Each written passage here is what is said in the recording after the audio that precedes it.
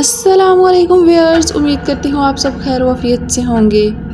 तो व्यूअर्स, आज की वीडियो स्टार्ट करने से पहले मेरी वही आप लोगों से एक छोटी सी रिक्वेस्ट है कि प्लीज़ वीडियो को लाइक कर दिया करें, क्योंकि इतनी छोटी सी वीडियो बनाने में एक इंसान की कितनी मेहनत होती है ये आप सबको अंदाज़ा होगा ही। तो प्लीज़ आप वीडियो को लाइक और चैनल को सब्सक्राइब कर दिया करें और आयतल कुर्सी पढ़ लिया करें ताकि अल्लाह ताला इन तमाम मखलूक़ात से आपको अपनी हिफाजत में रखे।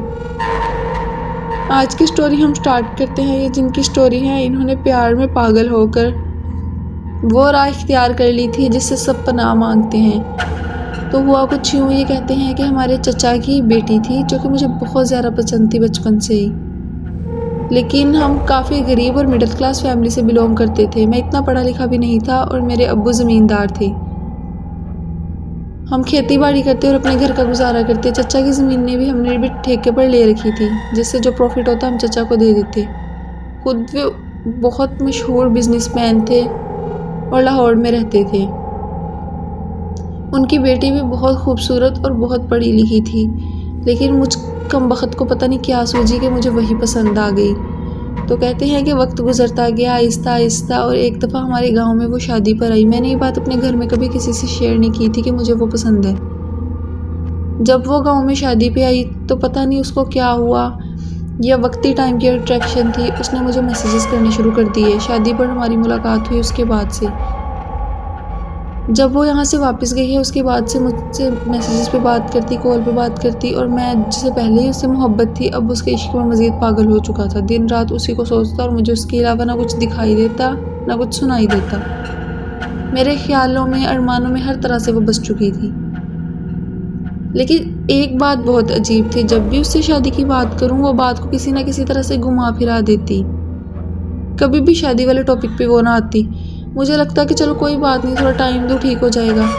लेकिन वक्त के साथ साथ उसने मुझे इग्नोर करना शुरू कर दिया। अब मैं कॉल करता तो नंबर बिजी जाता। वो सारा दिन बात ना करती भी तो अच्छे से ना करती। मैंने उससे पूछा कि तुम ऐसा क्यों कर रही हो, तो उसने मुझे जो अल्फाज कहे वो मैं बर्दाश्त नहीं कर सकता था। उसने मुझे दो टोक अल्फाज में कहा कि मैं तुमसे कोई मोहब्बत नहीं करती, तुम मेरा पीछा छोड़ दो। ये वही लड़की थी जो चंद दिन पहले मुझसे मोहब्बत प्यार के दावे कर रही थी। पहले तो सब कुछ ठीक था, मुझे पता था मैं उससे प्यार करता हूँ, लेकिन मेरे जज्बात इतने उभरे नहीं थे, मैं खुद पर काबू पा सकता था। लेकिन जब से उसने भी दावे करने शुरू किए थे मुझे लगता था कि अब बस ये ना मिली तो दुनिया ख़त्म हो जाएगी। और जब उसने मुझे इतनी बुरी तरह से धोखा दे के छोड़ा था, अब मैंने सोचा कि जो मर्ज़ी करूँ, मैंने इसको अपना ही बनाना है, इसको मैं छोड़ नहीं सकता। बस फिर मैं भी जाली पीरों फकीरों के चक्करों में पड़ गया। ये वही पीर था जो महबूब कदमों में लाता है। इसने मुझे कुछ शैतानी अमल बताए। इसने कहा कि इनको करने के बाद कुछ मोक्कल तुम्हारे कब्ज़े में आ जाएंगे और वो इस लड़की को तुम्हारे लिए इतना पागल कर देंगे कि वो खुद तुमसे शादी करने का अपने घर वालों को कहेगी। मैं भी मान गया और जितनी अपनी सेविंग्स थी कुछ वो और एक अपने दोस्त से पैसे उधार लेकर उस फ़कीर को दे दिए। उसके बाद उसने मुझे जो 7 दिन का अमल बताया उसमें चिल्ला काटना था, लेकिन चिल्ला काटने के लिए उसने मुझे कहा कि मुझे अंधेरी रात में कब्रिस्तान में एक कब्र खोद के उसके अंदर बैठकर काटना होगा। ये जितना सुनने में अजीब लगता है उससे ज़्यादा मैंने किया, और इसके दौरान मेरे साथ जो वाक़यात पेश आए वो आप लोग भी शायद सुनकर हैरान रह जाएंगे। तो हुआ कुछ यूँ कि उसने मुझे बताया कि यहाँ से दूर एक कब्रिस्तान है, वहाँ पर कोई आता जाता नहीं है। मुझे उसके बारे में पता था लेकिन कभी वहाँ पर जाना नहीं हुआ। वो अंग्रेज़ों के ज़माने का कब्रिस्तान था, वहाँ पर कोई भी आता जाता नहीं था, वो बहुत पुराना था। उसने मुझे कहा कि अगर तुम वहाँ पर ये काम करो तो यकीनन किसी को पता नहीं चलेगा। ऐसा ही हुआ, मैंने भी उसकी बात मान ली। मुझे उस लड़की के आगे कुछ भी दिखाई नहीं दे रहा था। मैंने शाम को वहाँ पर जाकर कब्र खोदी जैसे उसने बताया था कि उसके इर्द गिर्द एक हसार लगानी है। मैंने वो हसार लगाया, किनारों पर 4 मोमबत्तियाँ जला दी। उसने मुझे कहा था कि रात 12 बजे घर से निकल जाना। मैंने घर पर बहाना बनाया कि मेरे दोस्त की वालदा का एक्सीडेंट हुआ है और चंद दिन उन्हें अपने घर पर मेरी ज़रूरत है, तो मैं उनकी तरफ रात गुजारा करूँगा। मेरे घर वालों को मुझ पर मुकम्मल यकीन था, वो मान गए। मैं जाकर वैसे ही कब्र में रात के 12 बजे बैठ गया। वो एक बहुत सुनसान इलाका था। आप खुद एक दफ़ा तसव्वुर करके देखिए, आधी रात को कब्रिस्तान के अंदर मैं कब्र में बैठ कर ये अमल करने वाला था। वो आमिल भी मेरे साथ था, लेकिन वो मुझसे काफ़ी दूर एक जगह पर बैठकर वो भी चिल्ला काट रहा था ताकि मेरा अमल पूरा हो सके। اور وہ مجھ سے اتنی دور بیٹھا تھا کہ نہ میری آواز اس تک پہنچنی تھی اور نہ وہ مجھے دیکھ سکتا تھا۔ اور سب سے بری بات اس جگہ کی یہ تھی کہ جہاں پر میں بیٹھ کے چلا کاٹنے کی کوشش کر رہا تھا وہاں پر کتے، جنگلی کتے اور دوسرے جانور، گیدڑ اور بھیڑیے بھی تھے جو بہت زور زور سے بھونک رہے تھے۔ تو پہلا دن تو ایسا ہوا کہ اس عامل نے جیسے مجھے بتایا تھا کہ یہ چیزیں تمہیں تنگ کریں گی لیکن آہستہ آہستہ یہ تمہیں زیادہ تنگ کرنے لگ جائیں گی۔ پہلے دن واقعی ان چیزوں نے مجھے پریشان کیا۔ پہلے تو میری موم بتی آ کر بجھا دی، میں نے بہت مشکل سے اسے دوبارہ جلایا۔ تھوڑی ہی دیر بعد درخت کی ٹہنیاں ہلنے لگ گئیں۔ مجھے اپنی موم بتی کی روشنی میں صرف چیزوں کے سائے محسوس ہو رہے تھے، کیونکہ آپ کو پتہ ہے موم بتی کی کتنی ہی روشنی ہو سکتی ہے، اتنی دور تک تو نہیں جاتی۔ مجھے ایسا لگا کہ جیسے درخت کی ٹہنی سے کوئی اتر رہا ہو۔ میں نے بڑی غور سے ادھر دیکھنا شروع کیا تو میرے کان میں کسی نے سرگوشی کی، یہ عمل روک دو۔ میں پریشان ہو گیا لیکن میں نے اپنا عمل نہ روکا، میں ورد کرتا رہا۔ خیر ان چیزوں نے مجھے کافی پریشان کیا لیکن جیسے تیسے کرتے میری رات گزر گئی۔ اس کے بعد اگلی رات آئی۔ اگلی رات ابھی میں نے اپنا عمل شروع ہی کیا تھا، 2 گھنٹے ہوئے تھے کہ مجھے ایسا لگا کہ دور سے میری وہ کزن بھاگتی ہوئی آئے۔ وہ میری پاس آئی ہے اور کھڑی ہو گئی ہے اور مجھے کہہ رہی ہے کہ تمہیں یہ سب کرنے کی ضرورت نہیں، میں ویسے ہی گھر والوں سے کہوں گی میری شادی تم سے کروا دیں۔ میں حیران ہوا کہ وہ یہاں پر اس وقت کیا کر رہی ہے، لیکن شکر ہے کہ میں ابھی اتنا پاگل نہیں ہوا تھا کہ میں اس ٹریپ میں پھنس جاؤں۔ میں نے سوچا کہ آدھی رات کو یہ یہاں پر کیوں آ سکتی ہے اور اسے کیسے پتہ چلا میں یہاں پر ہوں، اور مجھے سمجھ آ گیا کہ یہ کوئی دوسری مخلوق ہے جو اس کا روپ لے کر آئی ہو۔ اور واقعی ہی ایسا ہوا، جب میں نے اس کی بات نہ سنی تو وہ چیختی چلاتی ہوئی وہاں سے بھاگ گئی اور اس کو میں نے بھاگتے ہوئے دیکھا۔ بھاگتے بھاگتے اس نے اپنی ایک اصلی شکل اختیار کر لی اور میں بتا نہیں سکتا وہ کس قدر خوفناک تھی۔ اس کے بعد مجھے ایسا محسوس ہوا کہ جیسے کہ بہت ساری چیزیں میرے پاس ارد گرد آ کر کھڑی ہو گئی ہوں، لیکن جیسا کہ اس عامل نے بتایا تھا کہ اس حصار کی وجہ سے وہ اندر نہیں آ سکیں گی، مجھے محسوس ہو رہا تھا کہ وہ چیزیں ساری میرے ارد گرد کھڑی ہیں اور مجھے دیکھ رہی ہیں، لیکن پھر بھی میں نے نیچے منہ کر کے اپنا عمل جاری رکھا۔ اگر میں اوپر کو دیکھتا تو یقیناً اپنا عمل بھول جاتا۔ ایسے کر کے میں نے تو 3 دن گزارے، لیکن چوتھے دن میرے ساتھ ایک اس سے بھی برا حادثہ ہوا، اور وہ یہ تھا کہ جنگلی کتوں کو شاید میری خوشبو آ گئی تھی، وہ سونگتے سونگتے وہاں تک پہنچ گئے۔ جس جگہ میں نے قبر کھودی تھی وہ بالکل قبر کے پاس کھڑے میری طرف دیکھ کر بھونک رہے تھے کہ یہ حرکت کرے، بھاگے خود کو بچانے کے لیے اور ہم اس پر حملہ کریں، اسے کاٹیں۔ لیکن میں بالکل وہاں پر سٹنٹ ہو کر بیٹھ گیا، میں بالکل نہیں ہلا جلا۔ اسی دیر میں پتہ نہیں کیا ہوا، ان کتوں کو کیا نظر آیا، اچانک انہوں نے وہاں پر کسی چیز کو دیکھ کر بہت زور زور سے بھونکنا شروع کر دیا، ایسے جیسے وہ خوف زدہ ہو گئے اور وہاں سے بھاگ گئے۔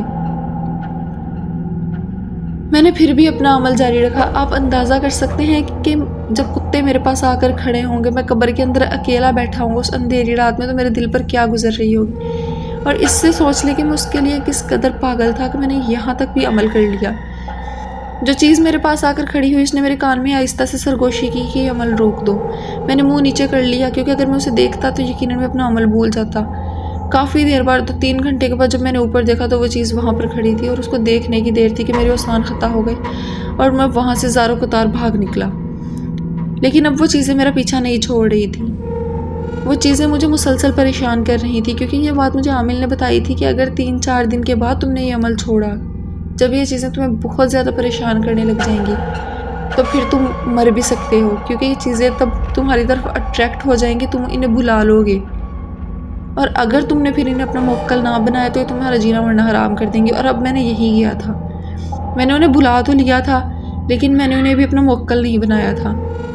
اب وہ چیزیں مجھے رات میں پریشان کرتی، مجھے رات میں ایسے نظر آتا کہ میری چھت کے جتنے قد والے جن میرے پاس کھڑے ہیں، میں گھر والوں کو بتاتا، وہ کہتے نہیں ایسا کچھ بھی نہیں ہے۔ مجھے رات میں ایک پہر بھی نیند نہ آتی۔ آپ خود سوچے 24 گھنٹوں سے جگا ہوا انسان، اس کا دماغ کتنا پریشان ہوگا۔ خیر میں بے ہوش ہو گیا۔ پہلے تو میرے والد مجھے ڈاکٹر کے پاس لے کر گئے، لیکن ڈاکٹر نے کہا کہ سب کچھ ٹھیک ہے، بس یہ سویا نہیں ہے۔ لیکن میرے والد صاحب کو آہستہ آہستہ سمجھ آ گئی تھی کہ اس کو روحانی علاج کی ضرورت ہے۔ پہلے تو بہت سارے جعلی پیروں فقیروں کے پاس پیسے ضائع کرنے کے بعد وہ مجھے ایک اچھے عامل کے پاس لے گئے۔ انہوں نے موکلات سے سارا معاملہ پوچھا جو میرے پیچھے پڑے ہوئے تھے اور میرے والد صاحب کو بتایا۔ میں اس عرصے میں بے ہوش تھا، مجھے کچھ اندازہ نہیں کہ کیا ہوا یا کیا نہیں، یہ چیزیں مجھے میرے والد صاحب نے بتائی تھی۔